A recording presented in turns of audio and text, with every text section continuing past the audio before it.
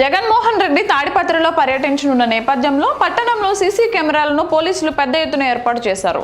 ఇటీవల విజయవాడలో జగన్మోహన్ రెడ్డిపై రాయి దాడి జరిగిన విషయం తెలిసిందే.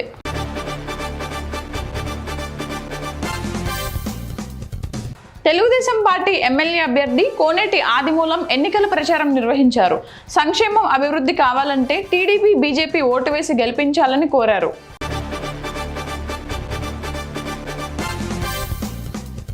సార్వత్రిక ఎన్నికలు 2024లో సేవలందించేందుకు ఎన్సీసీ, ఎస్ఎస్ఎస్, ఎక్స్ సర్వీస్ మెన్లు ముందుకు రావాలని జిల్లా ఎస్పీ సిద్ధార్థ్ కౌశల్ పిలుపునిచ్చారు.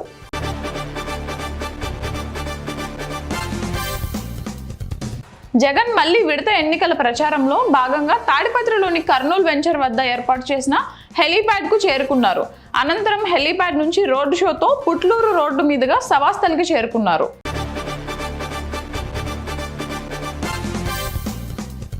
తాడిపత్రి నియోజకవర్గంలో అగ్రికల్చర్ కళాశాల ఏర్పాటు చేస్తామని ముఖ్యమంత్రి జగన్ హామీ ఇచ్చారు. ఎమ్మెల్యే పెద్దారెడ్డి అగ్రికల్చర్ కళాశాల కావాలని ప్రస్తావించారన్నారు.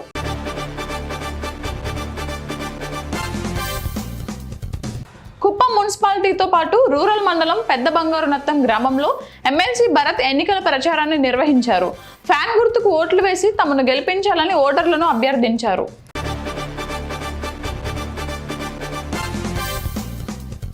తిరుపతి పార్లమెంట్ తెలుగు మహిళా అధ్యక్షురాలు చక్రాల ఉష టీడీపీకి రాజీనామా చేశారు. చంద్రబాబు అచ్చెన్నాయుడుకు పాదాభివందనం, వాళ్ళు క్షమించాలి నన్ను అని ఉష అన్నారు.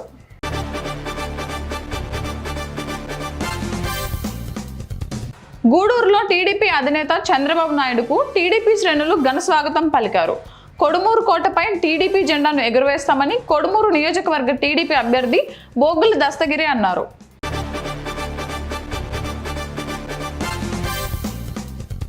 నంద్యాల జిల్లా పగిడ్యాల మండలంలోని సంక్రేనిపల్లి గ్రామానికి చెందిన వైసీపీ నాయకులు చెన్నయ్య సురేష్, నాగన్న తదితరులు నియోజకవర్గ టీడీపీ అభ్యర్థి జయసూర్య ఆధ్వర్యంలో టీడీపీలో చేరారు.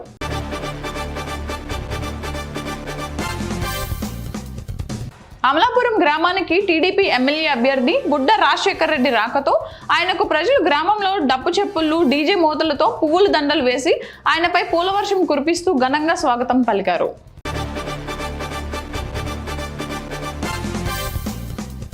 వచ్చే సార్వత్రిక ఎన్నికల్లో వైఎస్ఆర్సీపీ ఘన విజయం సాధించడం ఖాయమని మంత్రి దాడిశెట్టి రాజా అన్నారు. తుని మండలం ఎస్ అన్నవరంలో ఇటీవల టీడీపీని వీడి వైసీపీలో చేరిన యనమల కృష్ణుడు మంత్రిని మర్యాదపూర్వకంగా కలిశారు.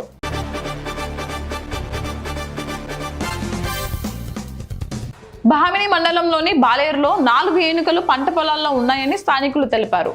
మొన్నటి వరకు తాలాడలో ఉన్నాయని అన్నారు. 3 రోజుల నుంచి బాలేరు ప్రాంతంలో తిరుగుతున్నాయని తెలిపారు.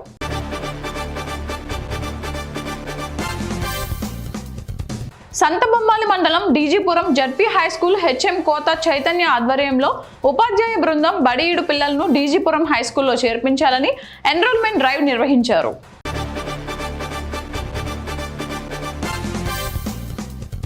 వచ్చే ఎన్నికల్లో మరోసారి వైసీపీని ఆశీర్వదించాలని ఎమ్మెల్యే డాక్టర్ సుధీర్ రెడ్డి సతీమణి క్రాంతిప్రియ అన్నారు. ఎర్రగుంట్ల మున్సిపాలిటీ పరిధిలోని 10-11 వార్డులలో ఎన్నికల ప్రచారాన్ని నిర్వహించారు.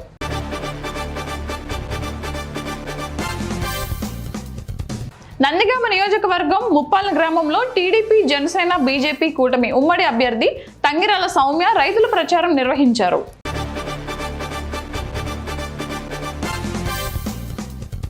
ఆర్యవైశ్య నేత శ్రీరామ్ మాల్యాద్రి పరిచయ కార్యక్రమం కావలి బృందావనం మండపంలో జరిగింది. చంద్రబాబును ముఖ్యమంత్రిని చేసుకోవాలని వేమిరెడ్డి అన్నారు.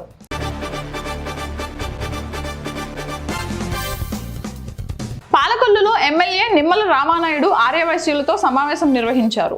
శ్రీ వాసవి మాత కన్యకా పరమేశ్వరి ఆలయం నిర్మాణానికి మొదటి విడతగా ₹1 కోటి నిధులను 2024లోనే తీసుకురావడం జరుగుతుందని హామీ ఇచ్చారు.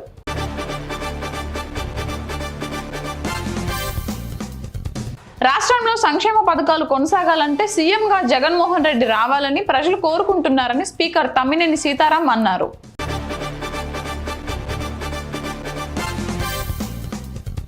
గాలయగూడెంలో కూటమి అభ్యర్థి చింతమనేని ప్రభాకర్ ఎన్నికల ప్రచారం నిర్వహించారు.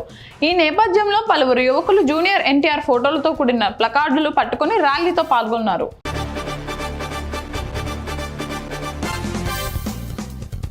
బట్టిప్రోలు మండల పరిధిలోని కోనేటిపురం పడిమట్టిపాలెం గ్రామంలోని గౌడ కులానికి చెందిన మహిళలతో ఆత్మీయంగా కలిసి వేమూరు నియోజకవర్గ వైసీపీ ఎమ్మెల్యే అభ్యర్థి వారి కూటి అశోక్ బాబు భార్య లక్ష్మి సమావేశమయ్యారు.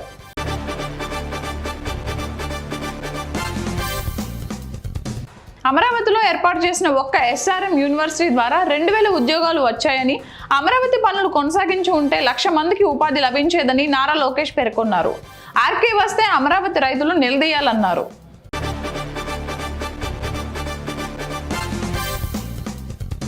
సంగారెడ్డి జిల్లాలోని అల్లాదుర్గంలో పార్లమెంట్ ఎన్నికల ప్రచారంలో భాగంగా బీజేపీ ఎంపీ అభ్యర్థి బీబీ పాటిల్ కు మద్దతుగా ప్రధాని నరేంద్ర మోడీ అధ్యక్షతన నిర్వహించే బహిరంగ సభ ఏర్పాట్ల పనులను ఓబీసీ రాష్ట్ర కార్యవర్గ సభ్యులు శ్రీనివాస్ గార్గే పరిశీలించారు.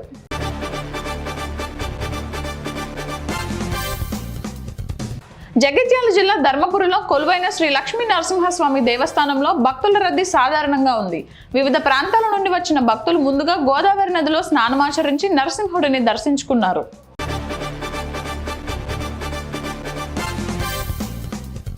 కేశవపట్నంలో 3 పర్యాయాలు విజయవంతంగా ఈ క్రీడలను నిర్వహించి ఇప్పుడు KPL సీజన్ 4 పేరున ఈ క్రీడలను నిర్వహిస్తున్నట్లు సీనియర్ క్రీడాకారుడు సంపత్ పేర్కొన్నారు.